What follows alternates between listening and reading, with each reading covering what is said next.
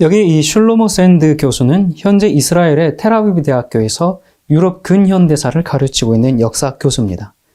홀로코스트에서 생존한 유대인 가정에서 태어나 1948년 이스라엘 건국 후 계속 이스라엘에서 성장했습니다. 그리고 1967년 이스라엘과 아랍 간의 6.1 전쟁 시기에 이스라엘 군에 입대했습니다. 자, 이쯤 되면 뼛속까지 유대인이죠. 그런데 당시 이스라엘 군대가 팔레스타인 주민들을 무참히 학살하는 것을 목격하고 유대인의 실체에 대해서 연구하기 시작하면서 시오니즘이라는 그 민족주의를 반대하는 자리에 서게 됩니다. 왜냐하면 그 유대 민족이라는 혈통적 개념이 19세기 독일과 동유럽에 거주하던 그 유대 지식인들이 만들어낸 창작품이고 그것이 이스라엘 국가 수립을 위한 정치적 사기라는 것을 그가 알았기 때문에 그렇습니다. 그가 쓴 이 발명된 유대인이라는 이 책에 의하면 아주 놀라운 이야기들이 있는데요. 이스라엘 유대인들이 그토록 배척하는 팔레스타인의 뿌리가 사실은 아랍인들이 아니라 이슬람으로 개종한 유대인들이라는 것입니다. 그리고 이 사실은 시오니스트들조차도 인정하고 있는 사실이라는 거죠. 다시 말해서 이스라엘과 팔레스타인은 유대와 아랍의 대결이 아니라 같은 유대 민족이라는 겁니다. 그리고 이 사실을 시온주의자들이 알고 있으면서 팔레스타인을 정치적 희생양으로 삼고 있다는 것이죠. 자, 어찌됐든 그 유일신 하나님 야훼를 섬겨야 하는 유대인들이 이슬람으로 개종해서 알라를 섬기니까 그 이단자들을 처벌해야 된다. 그런 명분을 좀 내세우면 괜찮을까요? 그런데 현재 이스라엘 900만 인구 중에 유대교를 믿는 사람은 5%밖에 안 됩니다. 그리고 200만 명이 무슬림을 믿는 아랍인들이고요. 나머지는 전부 무신론자입니다. 이게 현재 이스라엘의 종교 현황이거든요. 오늘날 많은 기독교회들이 알리야가 이스라엘로 돌아가고 있다. 그리고 이스라엘 회복은 성경 예언의 성취다. 그렇게 말을 하지만 이 슐로모 샌드는 유대교를 믿는 종교적 유대 공동체는 존재할지라도 민족적, 혈통적 유대인은 존재하지 않는다고 단언합니다. 그는 이렇게 얘기해요. 이스라엘은 전 세계에 자신을 유대 민족의 국가로 규정하지만 이 나라는 누가 유대인인지조차 규정하지 못한다. 1950년대에 지문을 바탕으로 유대인을 식별하려던 시도는 유대 DNA를 구분해내려던 더 최근의 시도와 마찬가지로 전부 실패했다라고 말하고 있어요. 그러니까 쉽게 말해서 유대 민족의 DNA를 가진 혈통적 유대인, 말 그대로 진짜 그 혈통적 유대인을 찾아보려고 했는데 찾을 수 없었다는 얘기입니다. 이걸 뭐 어떤 개인이나 기관이 아니라 국가적으로 이걸 해보려고 했는데 전부 실패했다는 거예요. 그러면서 이스라엘이 어떻게 발명되었는지, 유대인의 나라라는 이념이 어떻게 만들어졌는지, 그래서 오늘날 이스라엘의 폭력적 패권주의를 어떻게 정당화하고 있는지 아주 적나라하게 밝히고 있습니다. 자, 이스라엘이 어떻게 폭력적 패권을 강화하고 있는가? 이 다른 교수의 이야기를 좀 보겠습니다. 이스라엘의 역사 교수인 일람 파페는 1954년 이스라엘에서 출생했습니다. 나치 억압을 피해서 독일에서 이스라엘로 건너온 유대인 부모의 슬하에서 성장을 했고요. 18살에 군에 징집돼서 1973년 10월 6일에 발생한 욤키프르 전쟁에 이스라엘 방위군으로 참전했습니다. 1978년 이스라엘 최고학부 예루살렘의 히브리 대학을 졸업 후에 1984년 옥스퍼드 대학에서 역사학으로 박사학위를 취득했어요. 자, 이쯤 되면 이 파페 역시 이스라엘을 정말 뼛속까지 사랑하는 그런 유대인이라고 할 수 있겠죠? 자, 그런 그가 팔레스타인 비극사라는 이 책을 통해서 모국의 역사 왜곡과 만행을 폭로하고 있습니다. 이 1948년 이스라엘 건국 과정은 나치가 유대 종족을 없애려고 했던 것처럼 이스라엘이 종족 청소를 자행한 것이라고 밝히고 있어요. 이 종족 청소라는 게 뭡니까? 특정 인종이나 민족을 말살하기 위해서 모든 폭력과 공포순환을 전부 동원하여 그 민족을 제거하려는 정책이죠. 그런데 이것을 그 나치의 유태인 학살보다도 더 잔인하게 유대인들이 팔레스타인 주민들을 향해서 국가적으로 자행해 왔다는 사실입니다. 나치는 공개적으로 그걸 선전하면서 자행했고요. 이스라엘은 숨기면서 진행해 왔다는 차이가 있을 뿐이죠. 홀로코스트를 경험한 그들이 그것보다 더 악한 일을 다른 민족에게, 역사의 아이러니가 아닐 수가 없습니다. 1948년 3월부터 이스라엘 건국 세력인 이 시온주의자들이 팔레스타인 주민들을 몰아내기 시작했는데 추방이 일단락되었을 때 난민이 된 사람은 80만 명에 이르렀고 현재까지 130만 명을 추방했어요. 그는 이렇게 얘기합니다. 이스라엘은 이런 사실을 왜곡한다. 이스라엘 건국을 비어있는 땅에 정착해서 사막에 꽃을 피우는 데 성공한 것으로 미화하는 한편 팔레스타인인들에 대한 강제 추방에 관해서는 이미 건국된 이스라엘을 침략하는 아랍군에게 길을 내주기 위해 팔레스타인인들이 자발적으로 고향을 떠났다고 주장한다. 강제 추방은 없었고 아랍의 침략에 맞선 이스라엘의 독립전쟁만이 있었을 뿐이라고 말한다. 그리고 이스라엘이 어떻게 원주민을 몰아냈는가? 이것에 대해서 파페는 이스라엘의 핵심 인사들의 일기, 군사 기록, 또 구술사 자료 이런 것들을 토대로 학살, 파괴, 겁탈 이런 이스라엘 건국 세력이 팔레스타인 땅에서 얼마나 잔인한 일을 계획적으로 저질렀는지 폭로하고 있습니다. 그것을 종족 청소라는 전쟁 범죄로 정의하고 있죠. 이렇게 얘기합니다. 시온주의 지도부는 팔레스타인과 아랍인 전체를 나치스로 묘사했다. 그래야만 홀로코스트를 경험한 유대 군인들이 다른 인간을 청소하고 죽이고 파괴하라는 명령을 받을 때 자신감을 잃지 않을 것이었기 때문이다. 이스라엘 건국 세력이 플랜 달렛이라는 종족 청소 계획을 세우고 이를 토대로 군대를 지휘해 주택, 재산, 물건 등을 방어하고 사람들을 추방했으며 쫓겨난 주민들이 돌아오지 못하도록 잔해의 지뢰를 설치했다. 가장 악명 높은 청소는 네르 야신이라는 마을에서 일어났다. 유대 군인들은 마을에 쳐들어가면서 집마다 기관총을 난사해서 주민을 죽였고 그들의 시체를 훼손했다. 여성을 강간했으며 아이들을 벽에 세워놓고 그들에게 재미삼아 총을 쏘았다. 군인들은 마을 사람들에게 집을 포기하고 도망치지 않으면 비슷한 운명을 맞이하게 될 것이라고 협박했다. 종족 청소는 1949년 1월에 어느 정도 일단락되었지만 완벽히 끝난 것은 아니었다. 팔레스타인인들을 향한 이스라엘의 핍박은 계속되었다. 이스라엘은 전투가 줄어들자 자연스럽게 자기 집으로 돌아온 피난민들을 불법적으로 체류하고 있다는 이유로 포로 수용소에 가두었고 노동 수용소에 갇히게 된 일부 포로들은 아침에 감자 한 알, 정오에 말린 생선 반쪽을 먹어가면서 강제 노역을 해야 했다. 수용소 바깥의 상황도 팔레스타인인들에게는 비극적이었다. 이스라엘 정부는 130만 팔레스타인에게서 총 1억 파운드를 몰수하고 그들을 팔레스타인 영토의 3%밖에 안 되는 지역에 살게 하는 등 체계적이고 공식적으로 약탈을 감행했다. 여자들을 겁탈했으며 수천 명의 팔레스타인인들을 빈민가로 강제 이주시키고 이슬람 성지를 레스토랑이나 상점으로 바꿈으로써 종교에서 위안을 얻던 팔레스타인 사람들의 정신을 욕보였다. 이스라엘은 팔레스타인의 역사를 지워나가는 일에도 몰두했다. 아랍이었던 마을의 이름을 히브리어로 바꾸고 토착민이 살던 지역에 유대인 정착촌을 건설했다. 특히 유대민족기금이라는 조직은 철거된 팔레스타인 마을에 국립공원을 만들었다. 나무를 심어 팔레스타인인들의 흔적을 파묻어버렸고 종족 청소라는 재앙이 일어난 장소를 녹색 생태 휴양지로 치환했다.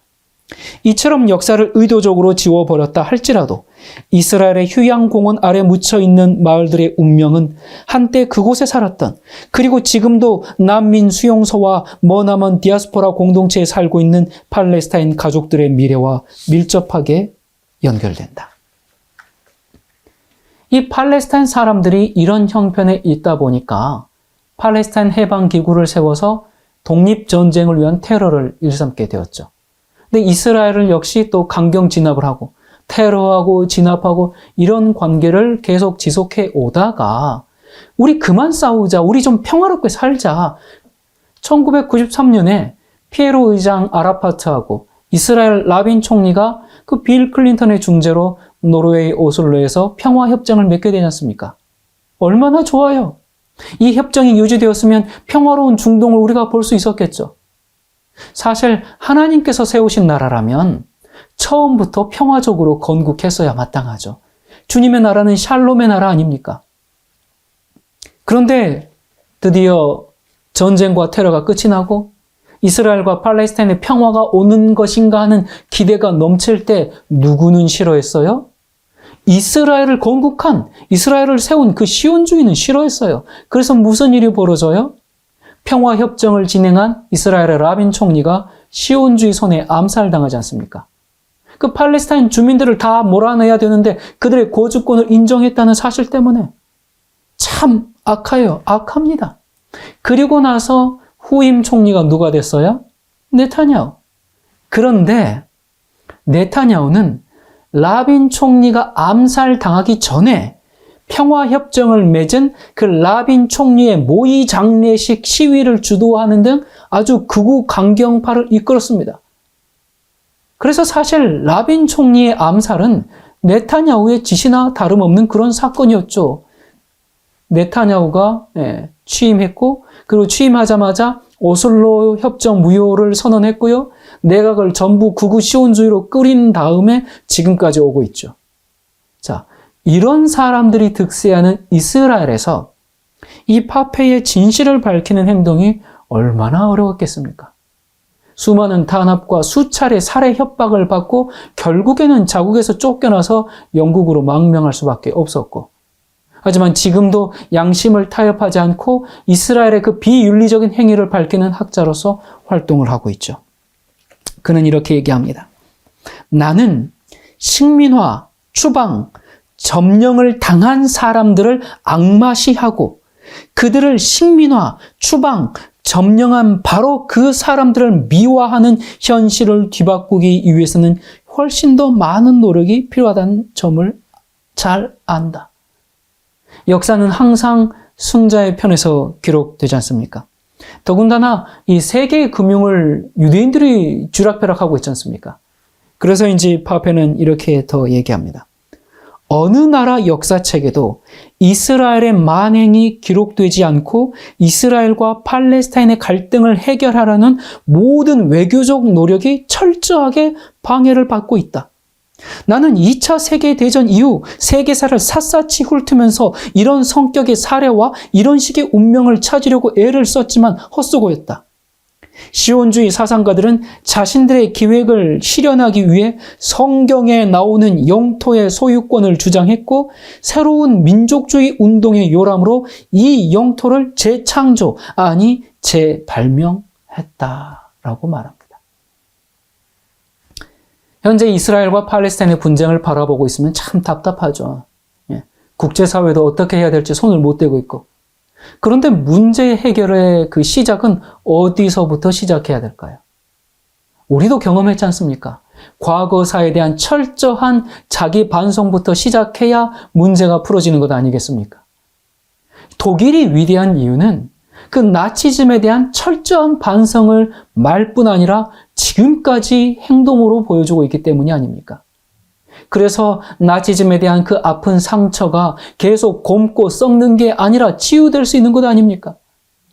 이스라엘과 팔레스타인의 문제도 거기서부터 시작해야 한다고 파페는 말합니다.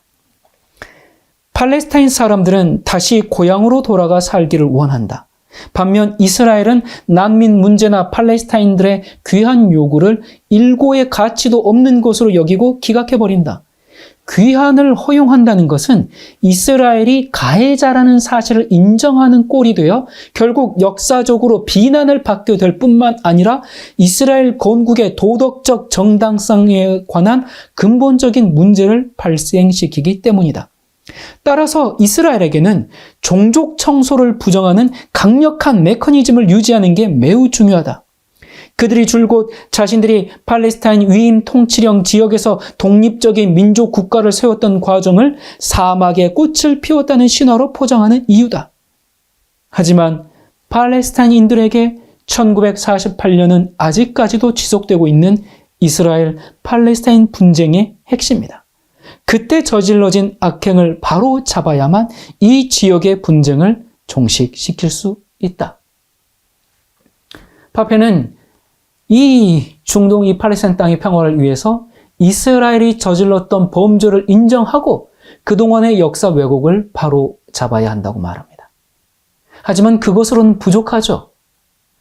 여러분 알다시피 그 나치의 홀로코스트에 가담했던 이들을 세계 어디에 숨어 있든지 끝까지 쫓아가서 90살이 넘은 그 할아버지들을, 그런 사람들까지를 아직도 찾는 즉시 법정에 세우고 있지 않습니까? 마찬가지로 지금까지 만행을 저지르고 있는 이스라엘 전범재판소가 있어야 합니다. 물론 전 세계를 지배하는 유대 조직이 건재하니까 이런 일이 일어난다는 것은 꿈에서나 가능한 일이겠죠. 오늘날 현대 이스라엘에 대한 두 가지 시각이 있습니다. 1948년 이스라엘 건국은 명백한 정쟁 범죄라는 시각과 반면에 하나님께서 기적적으로 세우신 국가라는 전혀 상존할 수 없는 두 가지 시각이 존재합니다.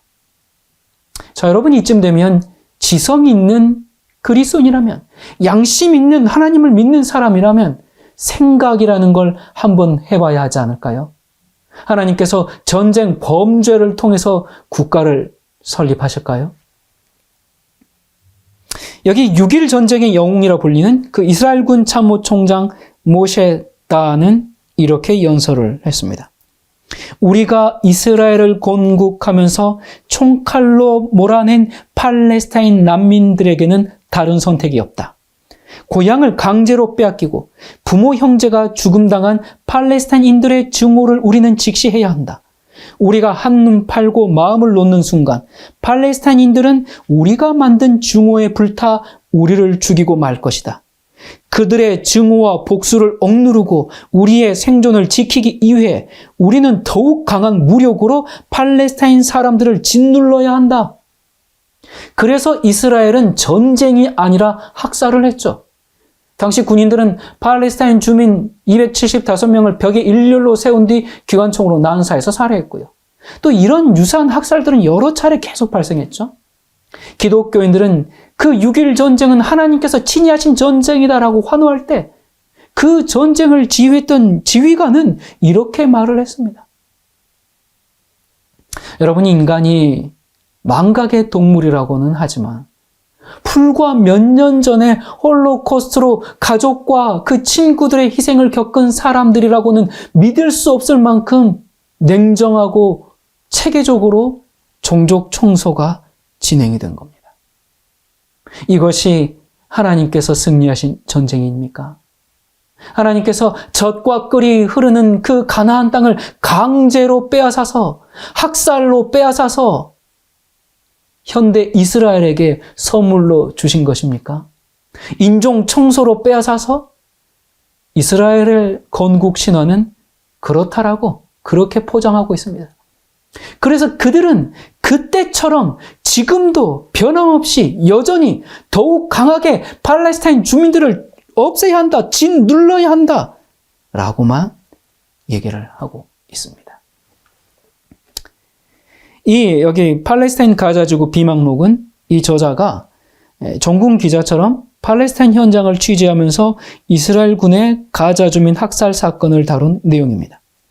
테러 방지를 빌미로 끊임없이 난민들의 집을 수탈하고 이스라엘 군의 그 무자비하고 반인륜적인 범죄가 아주 적나라하게 지금도 자행되고 있고 인권을 유린하는 그 생생한 장면이 기록되어 있습니다. 한 번은 가자 지구에 살던 14살 소년 함자가 8층 건물에서 뛰어내려서 스스로 목숨을 끊었어요. 함자에게는 엄마와 아빠와 형과 동생이 있었어요. 그런데 그들은 함자가 죽기 전에 모두 세상에서 사라졌습니다. 먼저는 동생이, 그 다음에는 형이, 그 다음에는 아빠가, 그리고 엄마가 살해당했습니다. 범인은 이스라엘 군인이었어요. 도미노가 쓰러지듯이 가족이 죽어나가는 모습을 보면서 함자는 깊은 분노와 공포와 절망을 느꼈을 겁니다. 그래서 스스로 생을 마감했죠. 그런데 이런 함자의 비극은 가자 지구에서는 일상입니다. 굳이 이런 책을 보지 않아도 공식적인 뉴스만 봐도 이스라엘의 정체를 쉽게 알 수가 있습니다. 지금 보시는 뉴스는요, 팔레스타인 무장단체 하마스가 이제 10월 7일 이스라엘을 막 공격했을 때 미 국무부가 성명을 발표하는 자리였는데 그 자리에서 기자들이 질문을 해요. 미국은 이스라엘 편에 설 것이다. 하마스의 잔인한 테러 공격에 맞서 싸워야 한다. 이런 얘기를 하니까 이제 기자들의 질문이 이어지는데요. 여러 사람들이 한 사람, 두 사람, 세 사람, 여러 기자들이 질문합니다. 이제 이 기자들의 공세에 말이 끊긴 이제 대변인이 이렇게 있는데 다시 또 다른 기자가 이렇게 질문을 합니다. 지난 3월 이스라엘 재무장관 베잘렐 스모트리치는 팔레스타인 마을을 지도에서 지워버리자고 촉구했습니다. 이번 주에는 골란 이스라엘 국방장관이 가자 지구에서 인간의 모습을 한 동물과 싸우고 있다고 선언했습니다. 베냐민 네타냐후 총리는 가자 지역을 포위하고 가스와 수도를 끊어버리면서 모든 은신처가 잔해로 변할 것이라고 선언했습니다. 그곳에는 100만 명의 어린이가 있습니다. 이스라엘 집권당 의원 아리엘 코너는 팔레스타인에 대한 인종 청소와 대량 학살을 촉구했습니다. 이런 질문이 나오자 순간 정적이 흘렀고요. 그리고 기자는 계속 질문합니다. 팔레스타인 사람들이 살해당하는 것을 그냥 내버려 두면 안 되는 것 아닙니까? 팔레스타인 아이들을 죽게 내버려 두고 있다는 걸 인정하세요. 이번 주에만 팔레스타인 아이들 80명이 죽었다는 걸 인정합니까? 대변인은 여기에 대해서 답변을 제대로 하지 못하고 서둘러 나가버리죠. 지금 뉴스에서 보다시피 이스라엘은 팔레스타인 주민을 향해서 수십 년째 학살을 자행해 오고 있고 그들 스스로가 우리 이제 인종 청소를 하자, 대량 학살하자라고 그렇게 얘기를 합니다. 하마스가 공격을 개시하기 전에 일주일 동안 팔레스타인 아이들 80명이 죽어나갔습니다. 하지만 이런 사실에 대해서 서방 세계는 침묵하죠. 침묵할 뿐만 아니라 이스라엘과 미국은 정의이고 상대편은 악마이기 때문에 척살해야 한다는 그런 절대 악으로 주입시킵니다. 또 하나의 뉴스를 하나 보겠습니다. 참 안타까운 모습인데요. 여기는 전쟁이 이루어지고 있는 가자 지구가 아니라 서한 지구입니다. 총을 든 유대인이 팔레스타인 주민에게 다가가서 총으로 막 가격하죠. 그러고 나서는 바로 앞에서 총을 발사합니다. 근데 이 총을 쏜 유대인 뒤에 누가 있습니까? 여기 보면 무장한 이스라엘 군인이 있어요. 군인은 아무런 일도 아닌 듯이 유대인 남성에게 빨리 오라면서 손짓을 합니다. 민간인이 이 정도로 팔레스타인 주민을 죽일 정도면 군인들은 지금까지 어떻게 했는지 말할 필요가 없죠. 이 서한 지구에 불법적으로 유대인 정착촌이 확대되는 와중에 이번 기회에 아주 팔레스타인 주민들 땅을 다 빼앗아 버리려는 유대인 정착민들의 폭력이 심화되고 있다는 뉴스입니다. 10월 7일 전쟁 이후 서한 지구에서 최소 128명의 팔레스타인 주민이 이스라엘 군인과 민간인에게 살해당했습니다. 이미 서한 지구에서 살던 500명의 팔레스타인 주민들이 쫓겨났고 뉴스에서 보다시피 장례식을 하고 있는 팔레스타인 주민들을 사살했죠.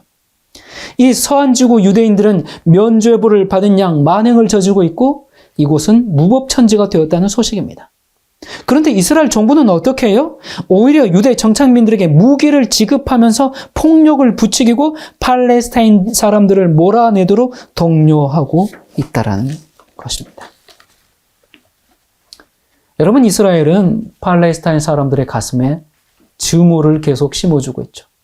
시온주의자들은 이스라엘 회복이라는 그 정당성을 성경에서 가져와서 논리의 근거로 삼지만 그 시온주의자들은 성경도 믿지 않고 하나님도 믿지 않는 무신론자들입니다.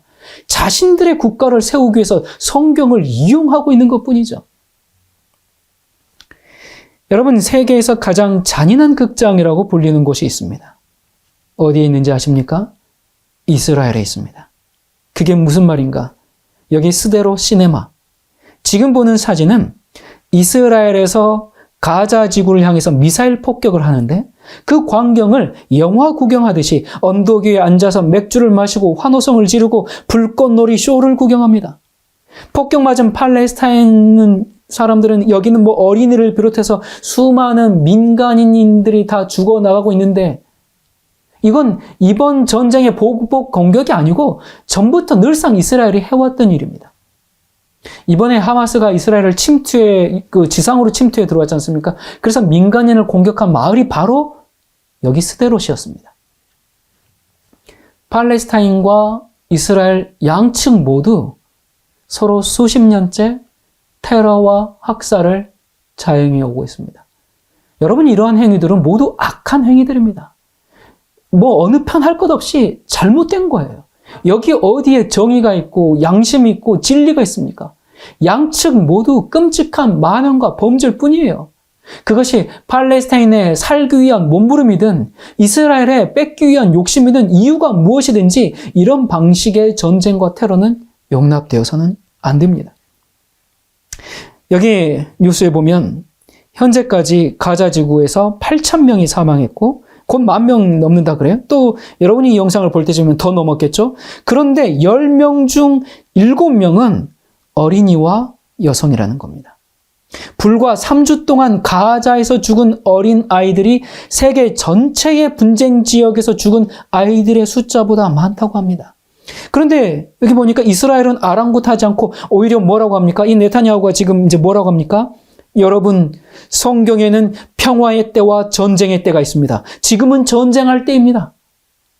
이러니까 어떤 기독교인들은 네타냐후를 여호수아 장군 취급하면서 이스라엘이 가나안 정복하듯이 팔레스타인을 다 쓸어버려야 한다고 그렇게 얘기해요.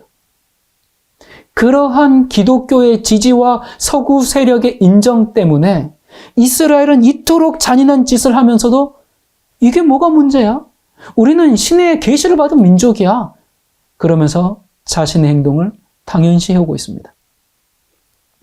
지금 네타냐후가 성경을 들먹이면서 자신들의 학살을 정당화하고 있는데 여러분 생각해 보세요. 만약에 이 말을 불교를 믿는 사람이 불경의 가르침으로 이렇게 언급했다면, 그러니까 부처님이 이렇게 말씀하셨습니다. 그러니 우리는 전쟁합니다. 우리의 행동은 옳습니다. 그렇다면 여러분은 불교에 대한 이미지가 어떻겠습니까? 불교에 대해서 어떤 생각이 들겠어요? 마찬가지로 지금 이스라엘은 하나님의 이름을 아주 부끄럽게 만들고 있습니다. 이게 제3자의 시선에는 종교적 극단주의로밖에는 보이지 않아요. 여호와의 이름이 조롱거리로 전락했어요. 여호와의 이름을 조롱하는 사람들의 죄가 더 큽니까? 여호와의 이름을 조롱거리로 만든 사람들이 죄가 더 큽니까? 여러분, 십자군 전쟁도 그런 것 아닙니까? 가슴에 십자가를 그려놓고 십자가의 깃발을 흔들면서 예루살렘 탈환이라는 명분을 내걸고 얼마나 비루한 일들이 많이 자행되었습니까? 범죄자들을 다 십자 군인으로 동원하고, 그래서 목적을 위해서는 어떤 수단도 정당하다고 성경에 기록이 되어 있습니까? 여러분, 성경에 하나님께서 직접 지휘하신 전쟁사들이 있어요. 그렇기 때문에 현대 이스라엘이 전쟁하는 것은 하나님께서 하시는 전쟁입니까? 이건 신성모독이고 여호와의 이름을 망령되이 일컫는 일입니다. 하나님께서 1948년에 이스라엘을 건국시켜놓고 지금까지 한 일이 학살과 전쟁이요 인종 청소란 말입니까? 제2차 세계대전이 끝나고 수십 년이 지난 뒤에도 나치의 전쟁 범죄가 단죄되었듯이 이스라엘의 이런 반인륜적 범죄는 언젠가는 반드시 처벌받아야 합니다. 그것이 하나님의 공의로운 심판입니다. 이스라엘에게 남아있는 것은 이스라엘의 회복이 아니라 이스라엘의 심판입니다.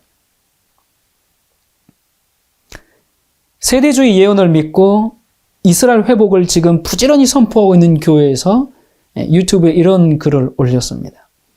성경에는 하나님께서 이스라엘을 보호하시겠다는 약속, 즉 하나님이 이스라엘 군대보다 먼저 전쟁에 나가시며 항상 승리하신다는 약속으로 가득 차 있습니다.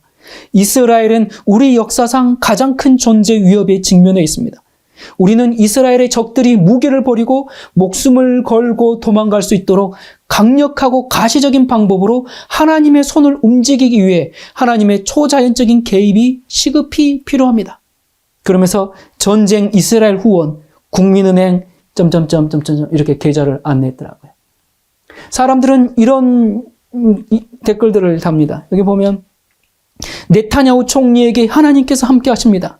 전쟁에 능하신 주님, 이스라엘 군인들에게 담대함을 주세요. 하나님, 팔레스타인 악마들을 다 쓸어 주시옵소서. 가나안 족속들을 남김없이 몰아내고 이스라엘이 승리하도록 도와주세요. 여러분, 이것이 일부 기독교의 시각이라면 참으로 다행이겠으나 불행하게도 대부분 기독교의 시각입니다. 자기의 신념과 일치하지 않는 것은 전부 다 무시해버리고 자기가 보고 싶은 것만 보고 듣고 싶은 것만 들어서 확증 편향에 갇혀버린 기독교의 자화상. 이렇게 이스라엘의 진실에 대해서 조금만 얘기하면 사람들이 금세 뭐라고 합니까? 너 좌파지. 예. 여러분 그렇게 얘기하는데 저는 미국을 좋아합니다. 미국 만세입니다. 중국, 북한, 러시아 이런 나라에서 아까 그 기자처럼 그렇게 당당하게 질문할 수 있어요? 없어요. 당장 끌려가서 공개 처형을 당하든지 아니면 쥐도소도 모르게 그냥 사라지겠죠. 미국 얼마나 좋습니까? 저런 민감한 질문도 소신껏 할 수 있는 그런 자유가 보장된 나라. 참 좋습니다. 얼마나 멋진 나라입니까? 중국, 북한, 러시아 같은 공산주의, 사회주의 정치 이데올로기는 하루속히 이 땅에서 무너져야 합니다. 현존하는 정치 이념 중에서 가장 성공한 것은 자유민주주의 시스템이죠. 비록 그 안에 약육강식과 적자 생존이 있을 수밖에 없지만 그래도 여러분 인간이 만든 시스템에 완전한 것이 어디 있습니까? 자본주의 체제 속에서 빈부격차가 있을 수밖에는 없지만 그래도 모두가 못 사는 그런 공산주의보다는 낫지 않습니까? 자, 그런데 미국 만세라고 해서 미국이 행한 모든 일에 박수 쳐줘야 합니까? 서구의 사회 모두 박수 쳐줘야 됩니까?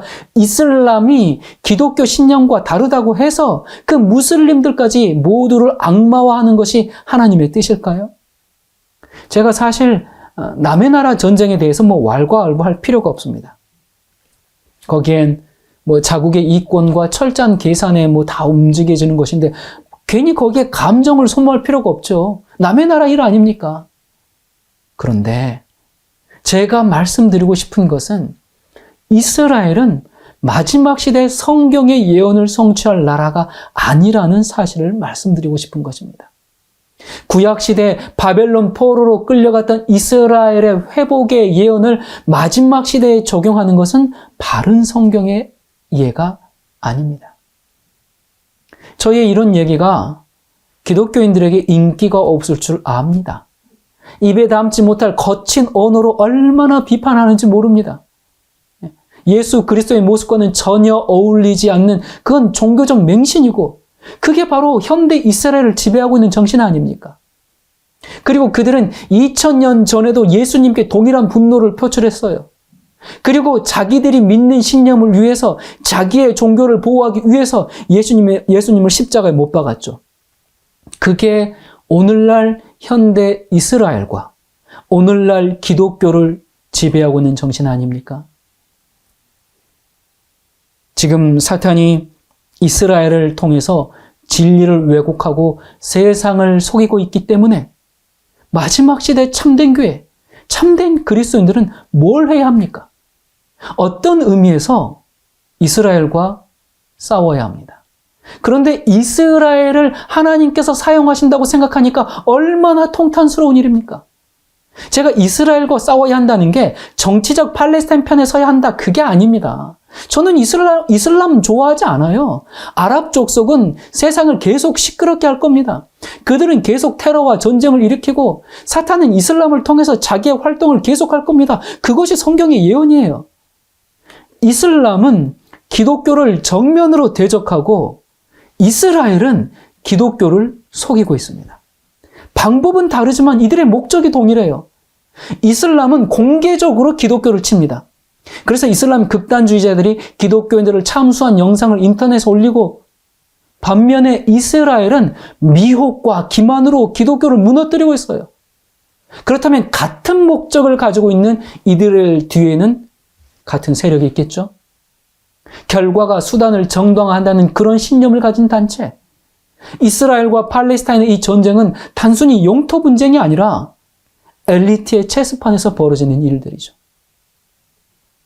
우리 눈에 보이는 현상들에만 국한하지 말고 그 이면에 벌어지는 일들에 대해서도 주의를 기울일 필요가 있습니다. 그래서 너는 팔레스타인 편이냐, 넌 이스라엘 편이냐, 이런 문제가 아니에요. 우리는 성경의 진리 편이 되어야 합니다. 참 보면 볼수록 정말 이상합니다. 여러분, 전 세계가 샅샅이 지금 다 비춰주고 있는 첨단 스마트 시대가 오늘날 아닙니까?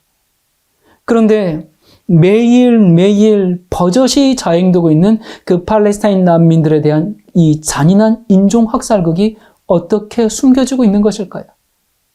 저는 여기에 기독교의 책임이 아주 크다고 생각합니다. 그 신이 선택한 민족이라는 그 개념을 현재 이스라엘에도 그대로 적용하면서 그들의 폭력에 대해서 모른 체하고, 아니 오히려 부추길 뿐만 아니라 마치 거룩한 전쟁을 치르듯이 계속 포장해 왔기 때문에 이스라엘이 아무리 잘못된 행동을 해도 누구 하나 책망하는 사람이 없습니다. 우리 시대의 날들이라는 책에 나오는 이야기입니다. 프랑스 보그라는 마을에 우고린이라는 착한 장애인이 살고 있었습니다. 그는 아버지 얼굴을 한 번도 보지 못했고 어머니는 술주정뱅이였습니다. 그를 보살피는 사람이라고는 누이가 한 명 있었는데 그 누이마저 도둑이라는 누명을 쓰고 감옥에 가게 되었습니다. 얼마 후 우고린의 누이는 감옥에서 나오지만 쉽게 직장을 얻을 수 없었어요. 설상가상으로 이 장애인 동생이 병석에 눕게 되자 그녀는 몸을 팔아 동생의 약값을 태웠습니다. 그런데 어느 날 우고린이 장터에 나갔다가 사람들에게 둘러싸여 조롱당하게 됩니다. 사람들은 우고린에게 너의 누이는 몸을 파는 여자라고 하면서 경멸했습니다. 그때 나이 많은 목사님이 와서 우고린을 구해주었습니다. 그러나 다음 날 우고린은 모멸감과 치욕을 참을 수 없어서 강에 뛰어들어 자살하고 맙니다. 그리고 그의 누이도 동생을 따라가겠다며 자살합니다. 그들 남매의 장례식은 교회에서 진행이 되었는데 많은 사람이 교회에 꽉 찼습니다. 그런데 그 사람들 대부분 우고린을 놀리거나 그 가정의 어려움을 보고도 방관했던 사람들이었습니다. 그리고 그들 모두가 그 교회의 신도들이었습니다. 목사님은 설교하다 통곡하며 이렇게 말합니다. 주님께서 심판날 나에게 내 양이 어디 있느냐 물으시면 저는 아무 말 하지 않겠습니다. 주님이 두 번째로 내 양이 어디 있느냐 또 물으시면 나는 주님께 대답하지 않겠습니다. 그러나 세 번째로 내 양이 어디 있느냐 주님이 물으시면 나는 이렇게 대답할 것입니다. 그들은 양이 아니었습니다. 그들은 일이 떼였습니다. 우리는 계속적으로 질문을 해야 합니다. 이스라엘 회복이 성경의 예언인가? 이것이 성경의 가르침인가? 하나님께서 현대 이스라엘과 함께 하고 계시는가? 그 전쟁들이 다 하나님의 역사인가? 이것이 예수 그리스도의 뜻인가? 우리는 계속적으로 질문해야 합니다. 질문하고 답을 찾아야 합니다. 질문하지 않으면 속게 됩니다. 질문하지 않으면 교회에 권력을 주는 것이고 그들은 우매한 백성 위에 군림할 뿐입니다. 다수가 믿는다고 진리가 아닙니다. 기독교 역사를 보면 다수가 믿을 땐 언제나 교리와 신학의 타협과 종교적 폭력이 난무했을 뿐입니다. 비록 좁을지라도 진리의 길을 찾아야 합니다. 그동안 제가 성경적으로, 역사적으로, 예언적으로 이스라엘 회복은 잘못된 신학이라고 설교해 왔지만 인간의 힘으로는 할 수 있는 일이 아닌 것 같습니다. 제 마음이 더욱 안타까운 것은 이분들뿐만 아니라 오늘날 수많은 기독교인들이 이렇게 잘못된 것을 붙들고 잘못된 길로 가는 모습을 보기 때문에 그렇습니다. 이스라엘 회복을 믿으면 마지막 시대 짐승의 폐 환란에 안전할 수가 없고 예수 그리스도의 재림 위에 준비될 수가 없어요. 이 믿음의 문제는 정말 성령의 감동과 하나님의 은혜만이 우리를 붙들어주는 것임을 다시 한번 깨닫습니다. 제가 할 수 있는 일이 없습니다. 우리는 정말 겸손해져야 하겠습니다. 그저 주님의 자비하심만 구하면서 진리의 성령께서 우리를 사랑해 주시기를 간절히 기도할 뿐입니다. 이 이슬람의 테러와 전쟁은 갈수록 심화될 겁니다. 이것은 마지막을 알리는 북소리와 같습니다. 덧붙여서 이스라엘 회복에 관한 세대주의 예언은 더욱 교회에서 힘을 얻게 될 겁니다. 이것은 뭘 의미할까요? 곧 짐승의 폐 환란이 임할 것이며 곧 세상 역사가 끝이 나고 예수 그리스도의 재림이 임박했음을 알려주는 징조입니다. 또한 마지막 시대를 살아가는 참된 그리스도인들이 늦은 비 성령의 충만함을 받고 참된 복음으로 온 세상을 환하게 할 때라는 것입니다. 주님이 말씀하십니다. 무화과 나무의 비유를 배우라.